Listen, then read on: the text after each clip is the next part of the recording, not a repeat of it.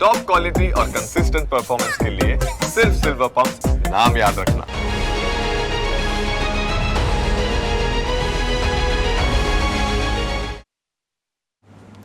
ઉરી હુમલા બાદ આખો દેશ એકજૂટ હતો. સેના પણ આતંકીઓને પાઠ ભણાવવા આતુર હતી, કેમ કે આતંકીઓ પાકિસ્તાનથી આવ્યા હોવાના ઠોસ પુરાવા મળી આવ્યા હતા. એટલે 21 ડિસેમ્બર 2016ના રોજ તત્કાલીન વિદેશ સચિવ એસ જયશંકરે પાકિસ્તાનના હાઈ કમિશનર અબ્દુલ બાસિતને સમન્સ પાઠવીને ભારત બોલાવ્યા અને ઉરી હુમલામાં પાકિસ્તાનની સંડોવણી હોવાના પુરાવા બતાવ્યા. ઘટનાની ખૂબ નિંદા કરવામાં આવી, પરંતુ પાકિસ્તાન નફટાઈ પર ઉતરી આવ્યું. પાકિસ્તાની સરકાર અને સેનાએ આ પુરાવાને માનવાનો ઇનકાર કર્યો.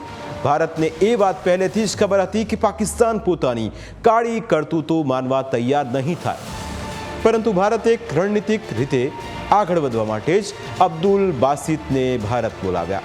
પરંતુ ત્યારબાદ કેવી રીતે સર્જિકલ સ્ટ્રાઇકને અંજામ આપવાનો પ્લાન તૈયાર કરાયો તેની કહાણી ખૂબ જ રસપ્રદ છે.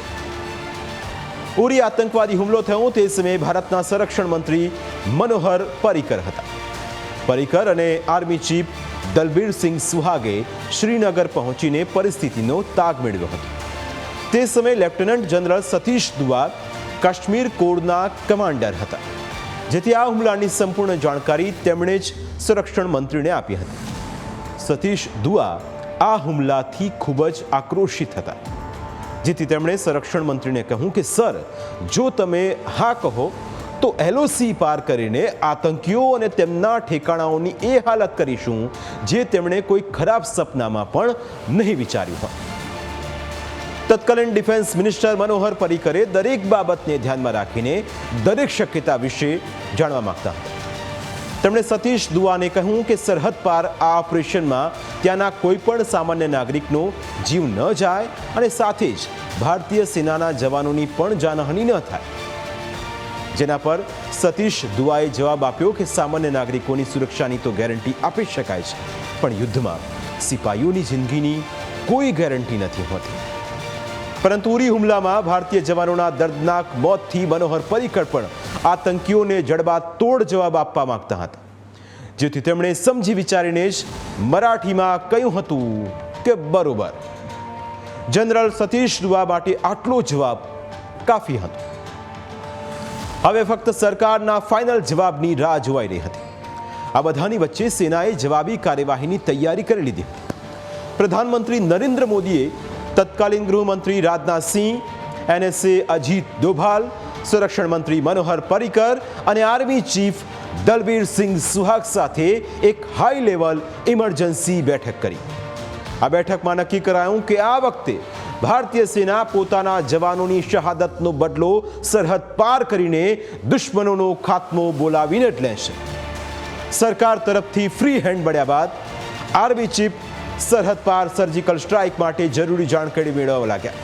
છેલ્લા 25 વર્ષમાં ઇન્ડિયન આર્મીએ આતંકવાદ સામે પહોંચી વળવા માટે POKમાં એક સ્ટ્રોંગ ઇન્ટેલિજન્સ નેટવર્ક તૈયાર કરી લીધું હતું, જે દુશ્મનો પર નજર રાખતું હતું. અને ઉરી હુમલા બાદ આ નેટવર્કની જવાબદારી વધી ગઈ હતી. આ નેટવર્કના માધ્યમથી જ POKની નાનામાં નાની જાણકારી ભારતીય સેના સુધી પહોંચવા લાગી હતી. અહીંથી મળી રહેલી માહિતીને સેટેલાઇટ દ્વારા લેવાયેલી તસવીરોથી વેરીફાઈ કરવામાં આવી રહી હતી, જેમાં સરહદ પર આતંકીઓના કેમ્પની સ્થિતિ, તેમની સુરક્ષા અને આગામી સમયમાં ભારતીય સેના દ્વારા પાર પાડવામાં આવનારા ઓપરેશન માટે પ્લાન તૈયાર કરવામાં આવી રહ્યો હતો. આ દરમિયાન સેટેલાઇટ અને ડ્રોનની મદદથી આતંકીઓ અને તેમના લોન્ચ પેડ્સની સંખ્યાની જાણકારી મેળવી લેવામાં આવી હતી.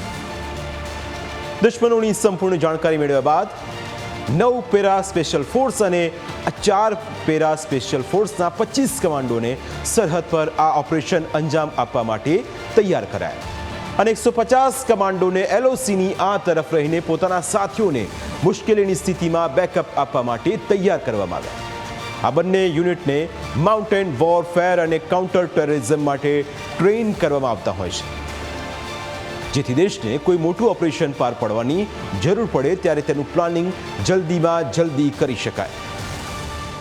ભારતીય સેનાએ આ ઓપરેશનની સંપૂર્ણ જાણકારી ગુપ્ત રાખી હતી, જેથી કોઈ પણ ઇનપુટ દ્વારા માહિતી લીક થઈને આતંકીઓ સુધી ન પહોંચી શકે.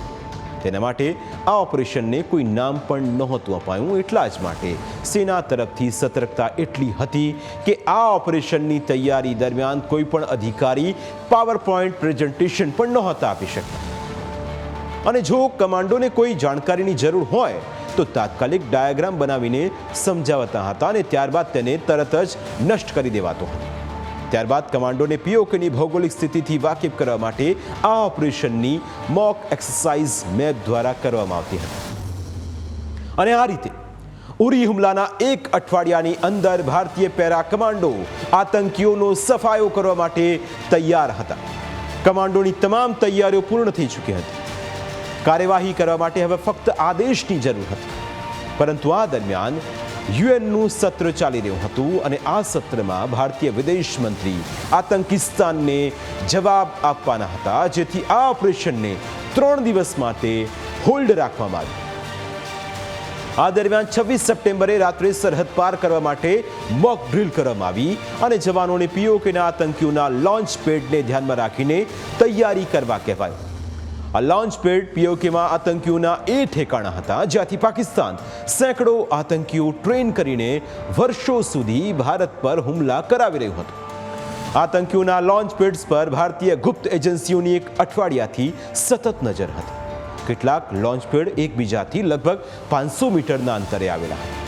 આ લોન્ચ પેડ્સને પાકિસ્તાનની ગુપ્તચર એજન્સી ISI અને પાકિસ્તાન આર્મી દ્વારા ઓપરેટ કરવામાં આવી રહ્યા હતા. તમામ ટીમો જાણકારી મેળવવા પોતપોતાના કામમાં લાગેલી હતી. આ દરમિયાન તેમને જાણકારી મળી કે આ લોન્ચ પેડથી થોડે દૂર પાકિસ્તાની સેનાની 8 પોસ્ટ આવેલી હતી. ઉરી હુમલા વખતે અહીં પાકિસ્તાન તરફથી ખૂબ હલચલ જોવા મળી રહી હતી. પણ હુમલા બાદ આ તમામ પોસ્ટમાં પાકિસ્તાની આર્મી તરફથી કોઈ એક્ટિવિટી જોવા નથી મળતી. એટલે આતંકીઓ ફરી એક્ટિવ થાય તે પહેલા જ ભારતીય સેના અહીં ઓપરેશનને અંજામ આપવા માંગતી હતી. કમાન્ડો દ્વારા કરાયેલી સખત પ્રેક્ટિસ બાદ આખરે દિવસ પણ આવી ગયો. સર્જિકલ સ્ટ્રાઇક માટે દિવસ નક્કી કરવામાં આવ્યો તેવી જાણકારી સેના અને સરકારના કેટલાક લોકોને શેર કરાઈ હતી.